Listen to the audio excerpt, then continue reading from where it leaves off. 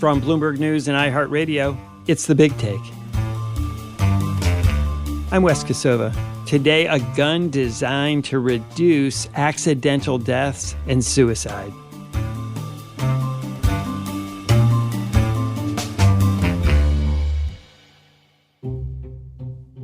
We're faced all the time in the U.S. with horrifying news of mass shootings and the go-nowhere arguments that follow over what can be done to keep firearms out of the hands of those who intentionally use them to kill others.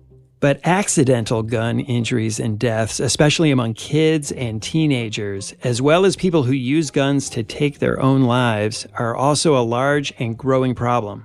Now a young inventor in Colorado named Klepper is working on a new handgun specifically designed to prevent these tragedies. It uses technology to stop it from being fired by anyone but its owner. The key thing that we are trying to solve, which I think we could completely solve, is children and teenagers getting access to firearms. We think that by building technology that, basically works with the gun owner to enforce what they're already looking to do, allows us to really actually address that portion of the challenge of basically gun deaths in America. In a new Business Week story, Bloomberg reporter Ashley Vance writes about how the gun works. So as you're walking up to it, this white light sort of goes off, and that signals, hey, the gun knows somebody's getting near it, somebody's about to hold it. And whether gun rights advocates will embrace this new safety feature or oppose it.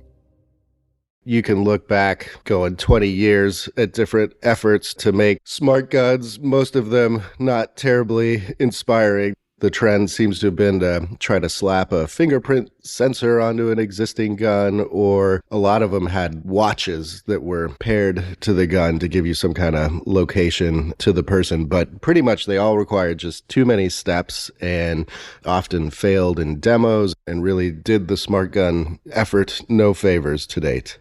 Why have people tried to develop them? What is the appeal of a smart gun?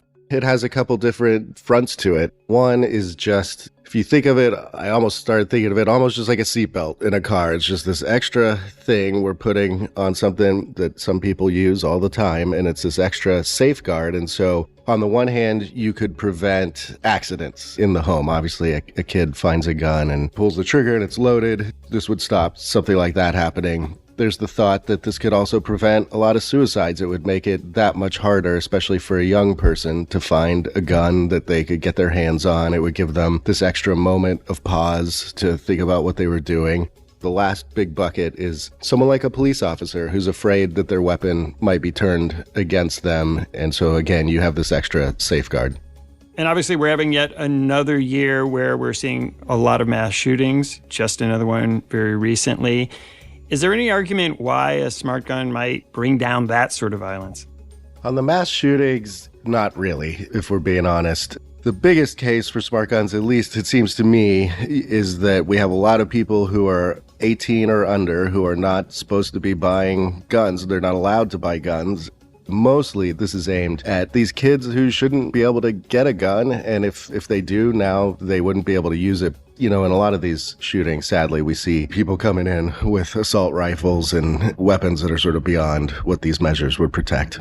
So as you say, people have been trying to develop this technology all different kinds of ways for a long time, and they haven't been able to do it. But now you write about a young man named Klepper who seems to have kind of unlocked the code. Yeah, he's only 26 now, and he's been working on this since he was 15. So you've got kind of the person on a quest, this young man who was possessed by this idea of making a smart gun and was very committed to it and has seen it through all these years. And then I think it's also the technology has really gotten to the point where this is a lot more feasible than it used to be. Kai's company is called Biofire, and they have a smart gun that has a fingerprint reader on it, and it has facial recognition on it. It's a lot like your smartphone. And so, this is technology that Apple and Google and Samsung and everyone else has really refined over the last 10 years to make it work very well, work cost effectively. And so Kai is the first person that I've run across who really took this ground up approach to starting from scratch and really making a gun that works, but with all this stuff baked into it, as opposed to just slapping things on an existing weapon. And Ashley, you got a chance to speak to Klepper about this gun. Let's listen to what he had to say. The number one kind of key challenge here is building something that is reliable enough, both that is always going to be locked when the owner needs it to be locked, but also that it's always going to be unlocked when the owner needs it to be unlocked. Yeah. And both of those are really important. You can't just have one or the other. And we've never seen, in some of the kind of failed attempts from other folks in the past, we've never seen people actually achieve both of those. And in most cases, they don't achieve either of them. Tell us about Kai Klepper and how he came to develop this gun. He grew up in Colorado. His parents were lawyers, but he was always this tinkerer at home. He was, at the age of 11, making custom circuit boards in the family garage. He was always running around with his engineering textbooks, just one of those people who's wired that way, and had been entering science fairs and things like that. When he was 15, the Aurora shooting happened where a gunman went into a theater and killed about a dozen people and injured many dozens more. This one hit very close to home for Kai physically and emotionally. It was about a half hour from his house. For me, growing up, I was fortunate enough to not have to think about gun violence or gun deaths, and that was really my first sort of encounter with the topic, right? I was just starting to grow up, just starting to think about these kind of topics as a 15-year-old, and really started to think about how could we do something about this, right? Like how could we, start to kind of chip away at the problem in some way. And so you had this 15-year-old who saw this as his calling. He didn't think that he could stop mass shootings, but he wanted to do something to try to curb gun violence. And so he really settled on this idea of a smart gun, and he began just chasing after his usual sort of science fair exploits. He began trying to make prototypes of this smart gun for science fairs and did quite well at it. He wins first prize at some very prestigious science fairs, and this gets the attention of, there's a gentleman named Ron Conway in Silicon Valley who's a very famous angel investor. After Sandy Hook, another tragic shooting, he had been looking to fund some smart gun type technology, and so Kai got a $50,000 grant as a high schooler to pursue the prototype some more, and so he just kept at it. He went to MIT. He was there for 2 years. He wasn't able to work on his prototypes as much since it was a university setting, and they didn't want him experimenting in his dorm room, but he worked a lot on his business plan around what a company might look like that made this, and after 2 years at MIT and a gap year, he dropped out. And then Peter Thiel, one of the most prominent and controversial venture capitalists in Silicon Valley, one of the original backers of Facebook, he actually has this program called the Thiel Fellowship, where he pays usually undergraduates $100,000 to drop out of college and start a business. And so Kai had already dropped out, but he was qualified for this Thiel Fellowship, so he got $100,000 to formally create Biofire as a company. And so at that point, he's around 20 years old, and he starts this company. He hires a couple people. He keeps working on these prototypes. And at that point, after a little while, he moves the company from Boston back to Colorado. And you spent quite a bit of time with him when you were reporting the story. What's he like? He's sort of this old soul. He's just always incredibly well prepared for any question you can send his way. He can tell you all the merits of smart guns back and forth. He's clearly an engineer. I mean, he can talk very technically about this gun. I've been working on smart guns broadly for over 10 years now. It's about 40% of my life, which is sort of scary to think about. I was always an engineer. There's some pretty hilarious photos out there of me like running around at like summer camp with an electrical engineering textbook. I think everybody thought I was just absolutely insane. And so I'd always loved building things. I'd done a whole series of different projects, none of which had any, I think, like societal value or anything, but were, just ways for me to learn and, try lots of different things. Yeah. And so I started thinking about this concept of a smart gun. And in particular, after I started digging into this again, I was no expert on gun deaths or public health issues or anything like that.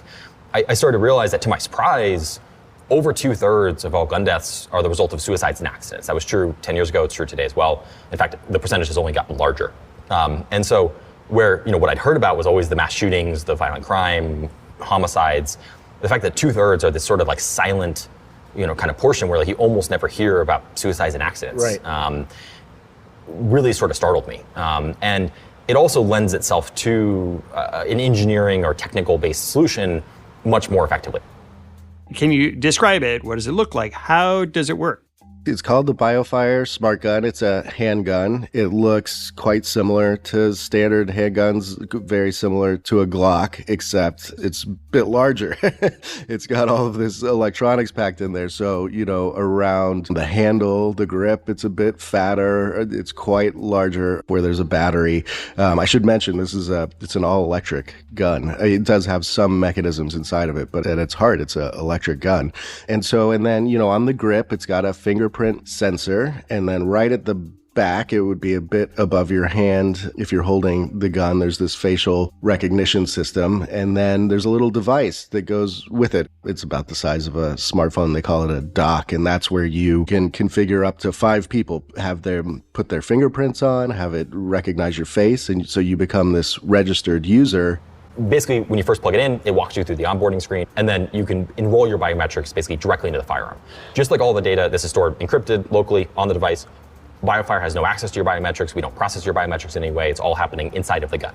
It walks you through the steps. You basically grab it a couple times to enroll your fingerprint, sort of like old Apple Touch ID. Yeah. And then you do the same with your face. You look at it, sort of rotate your head around, etc., and it captures your fingerprint and your face biometrics, stores inside the firearm.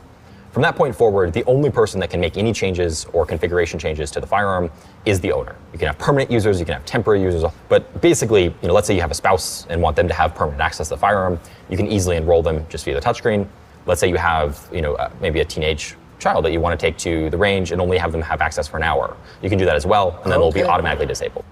In full transparency, in my experience on this demo, it was a little finicky when my finger went on there. Other people seem not to have that problem. And I was shooting a prototype, which the company said they'd noticed this fingerprint issue and have fixed it on the gun that's actually going to go on sale. But you do not have to have both the fingerprint and the facial recognition work. And so on the couple instances where my finger was a little off, the facial recognition had already seen me and the gun was ready to fire anyway. And yeah, I tested it out. They had a firing range there, and only the people who had gone through this process were able to have anything happen when they pulled the trigger. I had sort of 2 rounds at the shooting range, all standard ammunition. It worked pretty flawlessly. So when you walk up to this gun, it also has a sensor just for somebody's presence. So as you're walking up to it, this white light sort of goes off, and that signals, hey, the gun knows somebody's getting near it, somebody's about to hold it, and then right when you pick it up, your finger sort of naturally goes to this sensor, and as you're picking it up, the facial recognition's looking for you, and this green light comes on the gun, which means, now it's ready to fire. And, it just never glitched. We had people come in who were not registered and try to fire it. Like I said in the past, demos have been the undoing of many of these weapons, and this one worked flawlessly. And so you say it has a button for a trigger as opposed to a traditional trigger? It has an actual trigger. The trigger might as well be a button. It could be anything because the trigger is not actually connected to the firing mechanism. It's what you would call fire by wire. It's sort of like a modern car. When you hit your brakes in the car, it's really just sending a software signal to your brakes. And this is very, very similar. You pull the trigger and they've made it given it some resistance to feel like a trigger, but it's just sending a signal to all these computing systems that are throughout the gun. And how long after you pick it up are you able to fire? Is it immediate or does it take a while to figure out who you are? It was way faster than I ever would expect. It goes faster than like human perception. This presence sensor really does notice when somebody's already coming near it. And when I pick it off the table, any change in weight, it knows now there's a human who's touching this thing. So it sort of puts it in this primed state. And then the second it catches your face or your fingerprint, we're not quick enough to notice the time. It's less than a millisecond. After the break, who will buy this gun and who won't?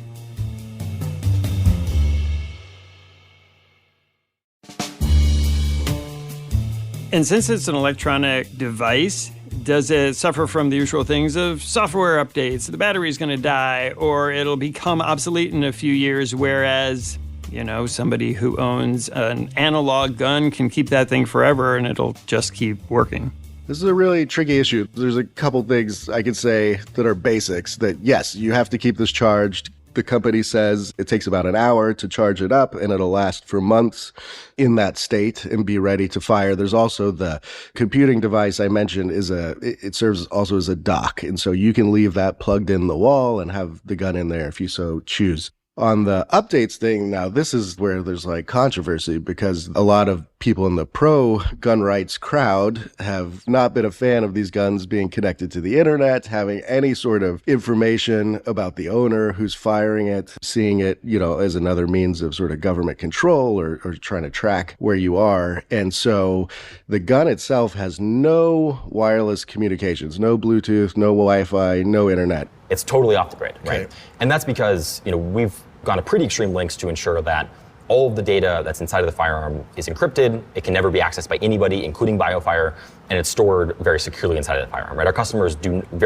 not want us to, have some sort of ability to access additional data, anything like that. Yeah. And so we've worked with some of the best folks in the cybersecurity space to design what is honestly a massively over-designed cybersecurity implementation to ensure that everything is encrypted locally on the device using credentials that are generated by the device during manufacturing that Biofire has no access to. We further enhance that security by having it be wired only, right? There's no wireless communication of the firearm. There's no ability to wirelessly talk to or potentially disrupt the functionality of the firearm in any way.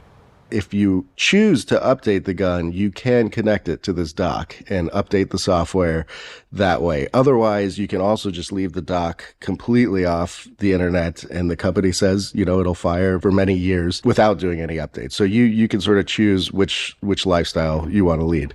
The gun movement has been against the development of smart guns for all kinds of reasons for a long time. How are they responding to this one? Nobody's really seen this thing yet, and I'm quite curious to see how the gun advocates react to this thing, because I do think it's certainly far more sophisticated than anything's come before it. So I think this is sort of the moment where we find out what happens when something that actually works is out there and how people react to it. There have been attempts in a couple states to begin putting legislation in place for if a smart gun that is viable exists, this is how we're going to react to that. New Jersey's sort of the most famous or infamous example, depending how you want to look at it, but they had put a law into place which said if a viable smart gun was available, they wanted the entire industry to move towards smart guns and require that to be purchased. And as you can imagine, people got extremely upset and hated the idea that they were going to be forced to buy something. And this happened at a time when a real smart gun really didn't even exist. And so it was a huge blow to the smart gun advocates, because it was sort of going through all this turmoil before you even had a product that could maybe test and appeal to people and show them the capability of this technology. And so New Jersey, after many years, changed that law, and now it really is, if a smart gun exists, you must at least carry one of these in your store. And so it's pulled back a lot. In California, many years ago, there was a company that had an early smart gun prototype, and one of the stores that was quite excited to sell it, they faced all these protests from people, and it never even got to the shelves. They had to pull it from the shelves due to all this controversy. Is there any concern that if you have a smart gun, you sort of have a false sense of safety and security in how a gun works and how you have to behave around a gun? Yes, the gun rights advocates I talked to basically said I was kind of problem number one in some of this, in that I am the kind of person who is not that comfortable around guns, but sees this as a safer option, might be something I would bring in my house. But they said, look, you're not going to go do classes. You're not going to go do training. You just become this huge problem. We end up just putting more guns into the supply overall. And now we have a class of people who are not doing the work that's needed to really operate a firearm safely, and now they have guns. And what is the argument from gun advocates against smart gun technology, except for they don't want to be told what they can buy and not buy? That's probably reason number one, is we see where this is heading. You're just going to start putting more and more controls on what we can do. Then it quickly becomes, we can't really trust these guns. I'm not going to trust my life to some computer gadget that I don't know if it's going to work or not. And so that's where the argument begins. Some of the more nuanced arguments would be around, does this even make sense? If somebody is the type of person that has a loaded weapon in their house that their child might find, is that the same person who's going to go out and buy a smart gun that, at least for now, is more expensive than a regular gun? People do concede that this could help with the prevention of suicides by putting this extra hurdle, and the numbers there are quite high on the number of suicides that happen per year, although the gun rights advocates say this, even there, it would be a relatively small percentage. I want to note here that Michael Bloomberg, who's the founder and majority owner of Bloomberg LP, the parent company of Bloomberg News, also founded Everytown for Gun Safety, which advocates for gun safety measures. How are they actually marketing this gun? It's interesting because Biofire and Kai's been at this so long and he's seen these past mistakes. So he, for example, has lobbied against efforts to mandate smart guns. He does not want the company to be seen as this enemy of gun rights. One of the really key tenets to the way that I've approached this, which I think is pretty critical to the success that we've seen so far, is we're looking to offer a choice, right? We're looking to offer a choice that doesn't exist on the market right now. And we think there's going to be a whole lot of people that are going to choose to purchase our product. And that's awesome, right? Like, we're looking to build a successful business. But at the same time, if people don't feel like our product is a fit for, their use case, their environment, their experience, their situation, that's great, right? Like, there's lots and lots of other competitive products in the market, traditional firearms, and they're welcome to purchase any of those, obviously, or not purchase a firearm at all. And the company is also not going after police forces and the military first, which is where I thought it would head. But it is actually pitching their handgun at really people like me, first and foremost, somebody who would consider having a weapon in their house to protect their family and wants the safest possible option of that. There are many people who would argue consumers only will be sold on this if they see police forces use it first. So it's an interesting strategy. When we come back, if smart guns like this one are shown to work, will the government start requiring makers to adopt this technology?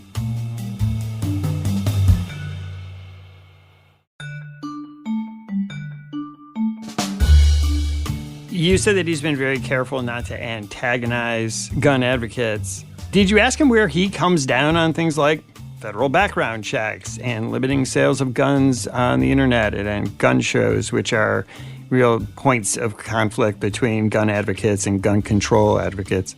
He tends to take the middle ground on all these things of never saying something that's really going to upset the NRA too much, but also trying to, his mission is safety. The whole origin story of this company is to try and save lives. And so Kai's very polished. I found it interesting. He said he fired guns a little bit as a kid growing up in Colorado, mostly, I think, hunting, well, a mix of hunting and going to the shooting range. But since then, he has quite a number of guns now and has become quite enthusiast on his own. On the other side, have gun control advocates embraced his smart gun technology? Yeah, gun control advocates historically have embraced smart gun technology. I think Biofire has been a little secretive about this particular weapon that's just going on sale, and so we don't have a lot of public reaction to it yet. I think that's going to hit as our story goes out and people discover this weapon for the first time. There's been a number of researchers, both at universities and the government, who have been studying this issue for about 30 years and produced data saying why they think smart guns will work. It was unsatisfying part of this story is that we just have no idea because you've never had this product out in the world to see what actually happens. And so I have to confess, I went over a ton of the data. It felt like a little flimsy to me just because it's hypothetical. So if someone wants to buy one of these things, they don't really exist yet, but they're about to, how do you go about buying one? Right. You go to Biofire's website, and right now you would place a pre-order. I think it's roughly around $200 just to get in the line to place your order, and then you're going to have to pay about $1,300 more. So it's around $1,500 for this gun. And the company is saying They want to see how many pre-orders come in. The first people who order it, they expect to deliver the weapon early next year, they're saying. And I asked them if you could buy this in all 50 states. They did not have a great answer for me. And so there are some restrictions in some states around buying newly developed weapons. And it's going to be in the United States only for a bit, and people have to check what's going on where they live. Are they prepared to manufacture this at scale, or is this going to be kind of a boutique item? I went to their headquarters, which is ostensibly where they're making them by hand right now, and they are going to set up an assembly factory, which they have not set up yet. And so to me, this is a huge question. This is always a major test when you go from something that's beyond a prototype, but it's this early model technology object, to making lots of them tends to be quite hard. I mean, again, going back to Tesla, they suffered through years and years and years of struggling to just make their car, even after they had it dialed in. So I think that's the huge question. I really got the sense that they are waiting to see what happens when they turn this ordering website on and how much reaction there is to try and gauge what they have to prepare for. Have they gone the Silicon Valley route and trying to get a lot of seed money the way startups do? They've raised about $30 million in total, which is a mix of venture capital and private investment. There's been people who have been alongside Kai for most of this ride who have put money in. The most prominent backer is still Peter Thiel via his venture capital fund, Founders Fund, which is the major backer of the company. $30 million for a manufacturing company is not a lot. And so these pre-sales, I think, are going to have to do some work.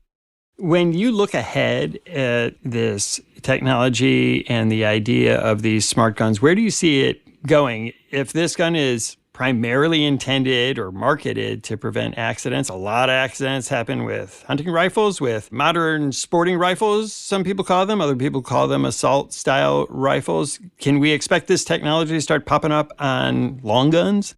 There are efforts to do that, and some companies have created prototypes, have gotten weapons like that in the hands of the military. It's the same sort of story. I poked around all their websites. It says, we have this gun. We just don't have enough demand to manufacture a lot of them, but we could do it if you wanted it.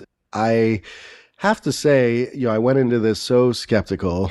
Things have not gone well in the smart gun world for the last 20, 25 years. And I have to say, I mean, at least just as a gun and as an object, it was impressive. The more I used it, the more time I spent seeing how it worked, it feels inevitable. Why would you not use something like this if it works well and exists?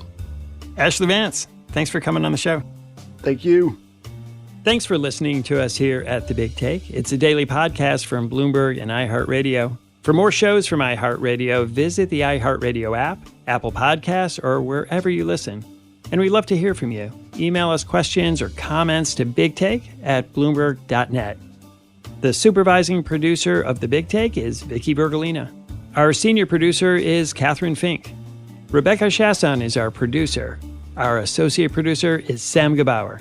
Hilda Garcia is our engineer. Our original music was composed by Leo Sidran. I'm Wes Kosova. We'll be back tomorrow with another Big Take.